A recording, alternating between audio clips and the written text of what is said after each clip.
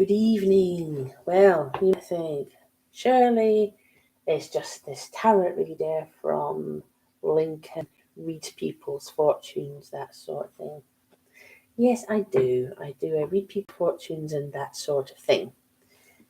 But I also happen to know a couple things. First of all, I have a degree in history. Yeah.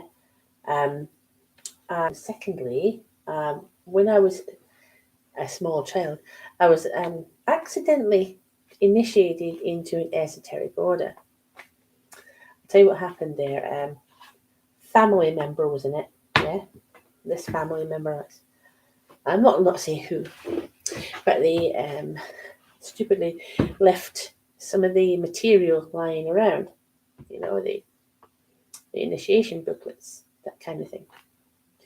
I was a very good reader, you know, so I picked up the initiation book and read it.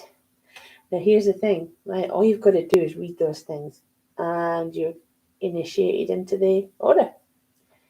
I did not know that at the time, but I was accidentally initiated into it. So I kind of know things that are, well, only certain people know, you know? Not because he actually teaches these things, but he sort of grew up with it, and the knowledge is given to you from the cosmic. I know that sounds crazy, but you know they do hold secrets, and there are things that you learn, even if people haven't physically told you them. It's because you know they teach you how to develop your psychic abilities so that you can receive information. You become a receiver. You know, you start to see the world differently. You have like a, let's I would say, different kind of way of looking at things, and that's what I have. You know, so the sort of things that I can see, say for example, people in a certain organization, men, women, who have businesses, you know, and it goes right the way up elites. And they have these bigger businesses, conglomerates. It penetrates through government. It penetrates through your very life.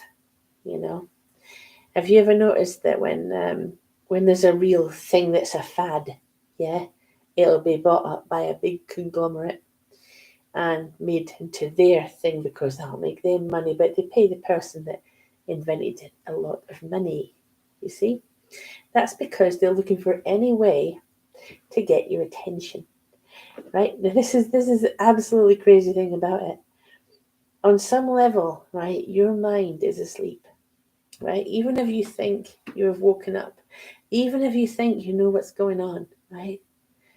Some level, your mind is asleep. You catch yourself doing it. You're thinking, why am I buying this stuff that I don't need? You know, there's things that people buy and you know it's a fad thing because everybody else bought it because you convinced yourself you need it. Not really. It was actually advertised that way. So you end up buying into things, and you end up buying things from people. Like, say, I'll give a big example here: Facebook. Right, when I was young, everybody was joining Facebook for free. Everybody joined Facebook, and they're still joining it now. Come on, join in Facebook, and everything's free, and don't worry about it. They start giving you free things, free digital things that you enjoy. You enjoy talking to friends you haven't seen for a very long time. Now you can put videos up there. You can have your business on there. It's become a part of our lives. Now, 20, 25 years ago, it wasn't. It's like the television has become part of our lives. Facebook then becomes the biggest advertising platform in the world, just like the television is the biggest advertising platform, right? But people, right, if there's something that they want, they're going to go for it. So, something that they think they want. To be honest, most of the things we don't really want, we just convinced we want them through advertising. So, here's what happens. You become a member of like a esoteric society, for example. Yeah. For argument's sake, I'll say Masons. The one I'm in isn't Masons, but it's like this, right? So your friend there, gets his business going, and you've got maybe a bigger business, and you can say to him, I can direct all my customers to you if you then invest in my business. Yeah? And that's the sort of thing that goes on. They do favors for each other's businesses, employ people, employ children of Freemasons, things like that. We're just saying that as an example. But there are other societies go deeper, go right, as I said, right into government. So you'll get people and they'll see a young man who shows potential, for example. They'll say to him, right, you join our secret society here. We will make you senator, governor, whatever, of whatever province, we'll make you president, right? And they do. And you think you pick the president, don't you? You think that you vote for American presidents? Nah. In this country, in Britain, the nobility is the nobility, but in America, you're supposed to be able to vote for them. Yeah, you can keep telling yourself that, yeah. But that's really not how it works. It's whoever they think is going to be good for them, the people in these societies. Now, it was very, very deep. You've got all different kinds of names for them. But there is one at the very center of it all that owns all of them. Okay? I'm very close to finding out what that is. Very close. But the thing is, big events in the world recently, like the coronavirus, big events like that, they can whip up a storm. They can make anything go viral. They know how you think. You know how I think. They know how anybody thinks. They've got MK Ultra at their disposal, which, by the way, was not a conspiracy theory. But put it this way, they can make you go after any product they want, right? Whether it's, coronavirus vaccines or whatever else. They use fear, they use tactics, they use anything to make that happen, And you're sat there thinking that we're really at threat, we're really scared. It's really never as bad as you think, but you're motivated. You believe in something, they're going to exploit your beliefs. You like something, they're going to exploit your likes. You're mesmerized by something, they're going to exploit all that. Yeah, powerful people in powerful places who know how you think. I'm sure not many people are going to watch this little video of mine, but they know how you think. Okay? Now, what's happening is they're following an apocalypse plan, which happens every 108 years. How do I know this? Well, it's the Fibonacci numbers. You see the Fibonacci numbers, where you add up the two numbers before, and it makes another number. So you've got 1, 1 and 1 is 2. So you get 2 and 1 is 3. 3 and 2 is 5. 3 and 5. 5 is 9. 5, 8. Yeah. So the Fibonacci numbers go up and up. And then I think you have to sort of decimalize it. And when you add up all the numbers from that, you get 108. 108 is the sort of key to the universe. It's a key number. It's like everything goes in a 108-year cycle in the universe. 108 seems to be a number. You will notice that it incorporates the number 9 and the number 18. The number 9 being the number of man, and the number 18, of course, being the 3 6s. 666, indeed. But there you go. So it's a very important number, and you will notice that throughout history, every 108 years, there is some kind of great reset. Okay, the last one was in 1915. Yeah, but it doesn't just happen in that year. It happens over maybe the first half of the century. The following like 50 or 60 years. And it continues to change, but they have a great reset every 108 years. So if we're going from 1915 till this cycle, it will be either this year or next year. Okay. Everything has told me that it's going to be April this year that we have to watch out for. April being a very important month, and war is on the horizon. I mean, it's like, first of all, they have pestilence. That was the coronavirus. Then you have war, right? It starts off as a small war, but it has the potential to become a world war, especially if the United States gets involved, which they absolutely are. Um, so that would be World War Three. Okay, we're all not looking forward to World War Three because obviously that could end up with mass destruction. You know, there's so much potential for a nuclear disaster right there. You know, that's been predicted for a long time. Or is it programming? Is it predicting or is it programming? Who knows? In the 80s, we were all scared of being blown up. You know, we were all scared of that nuclear bomb. Is that what they have in mind now? Possibly.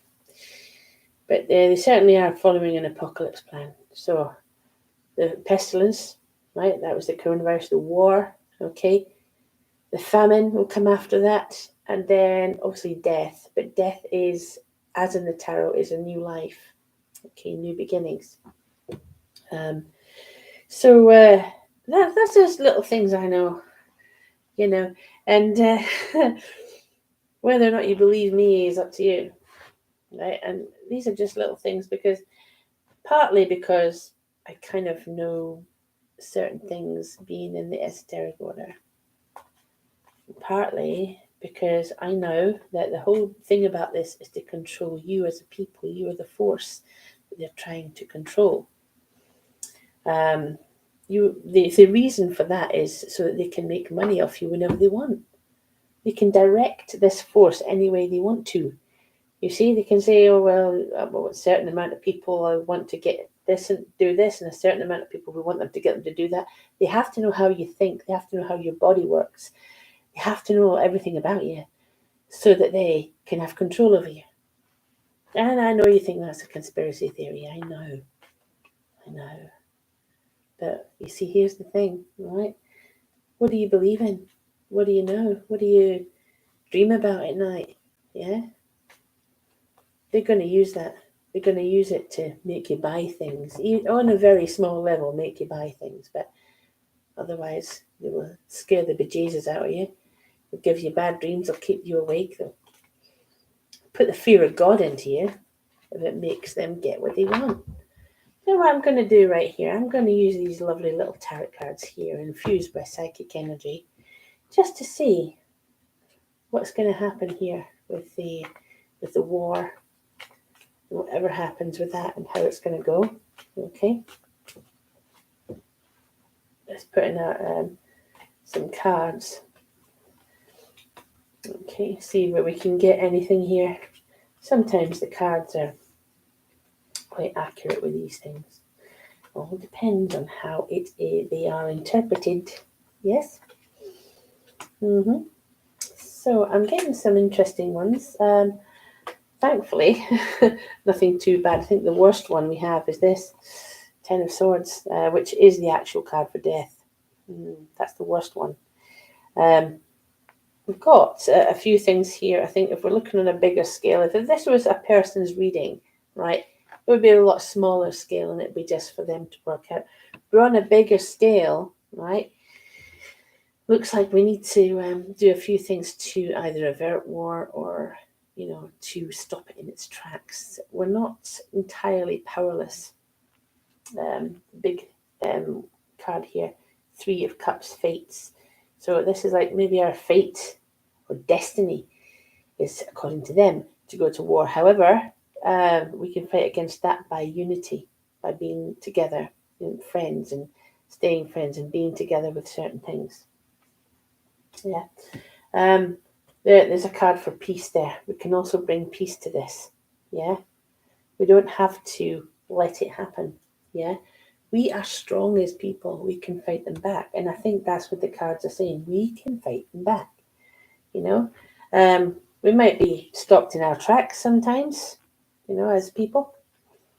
But I do believe that this is actually indicating that even though there are going to be big changes overall, we will end up with a peaceful solution, right? You might think, oh, maybe we're not going to end up going to war after all. But honestly, that's what they've got planned. They want us to go to war. The only people that can stop it is us right? And that's what that's telling us there. The people must not let this happen. It can be stopped. How the best laid plans of mice and men, they say, you know. So that is what the cards are telling us here. That even though we're still going to go forward with this, right? The people can come together and stop it. So there will be a peaceful solution rather than the apocalyptic vision that they're planning for us. Hopefully, this time mankind will evolve and not slip back into barbarism and world war, which is what they have planned. So we have to really stand up here, okay? And I think that's what the cards are predicting: peaceful solution, okay? But it is the threat is big, you know. So we have to really stand up to it. Don't let them get away with it. I mean, it can be beneficial to mankind. Some of the things that is done here in government and stuff. A lot of things are beneficial to mankind, but a lot of things are not. Even if they think they're doing all right by us, they're not. Okay. I would say try your best. Stand up. Say what you've got to say. You know, don't hold back on anything. Don't be censored. You know, but they might try and make you censored. They might not like this either. But don't let war happen. We as a people, we as a world, have a chance to stop that from happening, and that's what the cards were telling us. So maybe this time, the destruction that would happened in the 1940s and in 1915, and maybe that's not going to happen this time. So here's hoping, fingers crossed. Okay. Bye bye.